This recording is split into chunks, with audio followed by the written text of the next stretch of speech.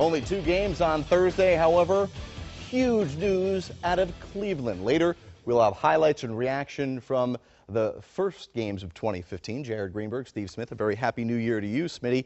Obviously, the big story here is LeBron's second stint in Cleveland got off to a rocky start, but at least through those first 30 games, he was on the court for the most part. Now, they'll be without the best player in the world. You know, and I think that's totally different. Just like the situation they had in Miami, they were playing and getting through this while they played games and lost games. Now there's a lot of injuries, there's a lot of turmoil. It's going to be a fascinating 2015 for the Cavs. Well, Smitty, a guy who knows a whole lot about LeBron James, has covered him for a long time, is Ethan Skolnick of BleacherReport.com, who's joining us now. Ethan, loved your exclusive sit-down with LeBron. You did a lot of reflecting with him as he was getting ready to turn 30 years old earlier in the week. For a guy, Ethan, that's never missed more than 7 games in a season, how do you think LeBron is now dealing with having to sit out 10 or more games before the All-Star break comes? Yeah, it's going to be a challenge for him, no question. And one of the things we did talk about in that interview, we talked about athleticism, and he talked about how he wanted to be known in his next decade more for his intelligence and his basketball IQ. The knee kind of came up earlier this season. He missed the game, in New Orleans. And then he had the issue in Miami where he goes into the stands. His back was an issue last season, too, early in the season. And I think if you take a look at some of his numbers this year, this may explain some of it. If it has been bothering him since the beginning of the season, I think some of the issues have been sort of continuity, that he doesn't sort of have a good grasp of his teammates yet in the system, not similar to what he had in Miami, where he knew where everybody was going to be by a certain point. But also, if you take a look at some of his numbers at the rim this season, they're way down from where they've been the past couple of seasons. So him getting a couple of weeks of rest, coming back refreshed, body and mind, may be a good thing in the long term. In the short term, Cleveland has a very difficult schedule coming up over the next couple of weeks. They've got Houston, they've got Dallas, they've got Golden State as part of a 5-game road trip. It's going to be a real challenge for them to stay above water without LeBron James. Well, I want to go deeper, Ethan, into what you mentioned about the chemistry. And you wrote about it a lot last season when LeBron was vocal about Miami trying to find a rhythm. You mentioned his back. Obviously, the main focal point was Dwayne Wade being in and out of the lineup. With how much the Cavs rely on LeBron, and he has to do so much for that team, do you think it is possible that there's anything LeBron learned that could help him in Cleveland this season from what happened last year?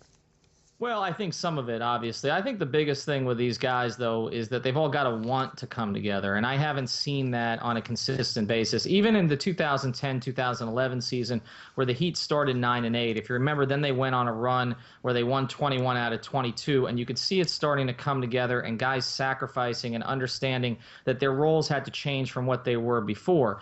With Cleveland, it's been a little bit more of a struggle. Kyrie Irving has been a great scorer for them. He's been a very efficient scorer for them. He's not sort of playing as much point guard as he was earlier in the season because LeBron's taken over some of those duties.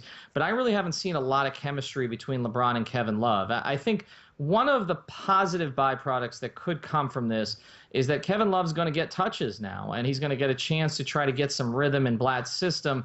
And maybe David Blatt can use him in ways that he hasn't used him early in the year. For instance, a guy who's as good a shooter as Kevin Love, I'm surprised we haven't seen him in more pick-and-pop situations to get him involved that way.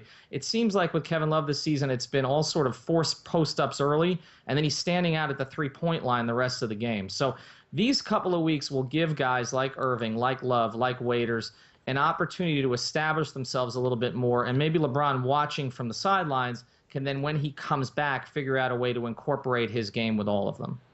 Ethan, looking back to LeBron, his first year in Miami, they started off 9-8. It was a rocky start, and everybody was talking about, is this going to work? Same thing here with the Cavs. And on the court, we understand the adjustments can be made. They can get better or it can go sour. But for me, I want you to kind of talk about the difference of outside of basketball from the top coming down. What's the difference with the Miami Heat organization and with this Cavs organization, with this team, what they're going through? Well, Steve, it's huge. I mean, it's a proven structure in Miami. I think everybody knows that. I think that if you take a look at the Heat organization, it's top down, but it's Mickey Arison allowing Pat Riley to make the basketball decisions, and then Pat Riley being aligned with his protege, Eric Spoelstra. So when there were issues in 2010, 2011, Pat was able to stand up behind the scenes and basically make it very clear, look, you guys are all going to work through this. Eric is the coach. We're moving forward with Eric as the coach, and Eric was able to then coach with confidence. And over time, the guys bought into his system, figured out how to sacrifice and play for each other. Cleveland, obviously, the history of the last few years is not like that. There's not the kind of stability. You know, Dan Gilbert fired Mike Brown twice. You know, Byron Scott in the middle there, too. And it's very difficult then for Dan Gilbert to come out and make a statement, or David Griffin, who's relatively new to the job. They just don't have the proven track record that Miami has. And that makes all of this a little bit of a shakier situation. You know, if you're David Blatt, you've come over here, you thought you were coaching one kind of team. Then the team ends up signing LeBron James, something you obviously want to do, but trading Andrew Wiggins for Kevin Love. Now you have a team that's expected to win right away. You don't have any of your assistants on the bench. Most of these guys are relatively new to him.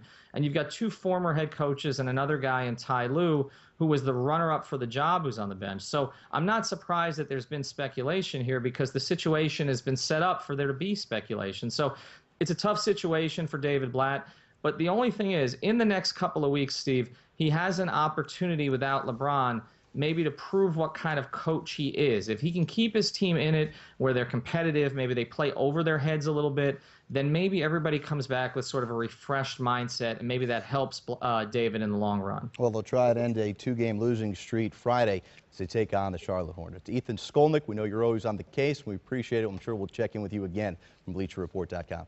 Thanks, Jared. Thanks.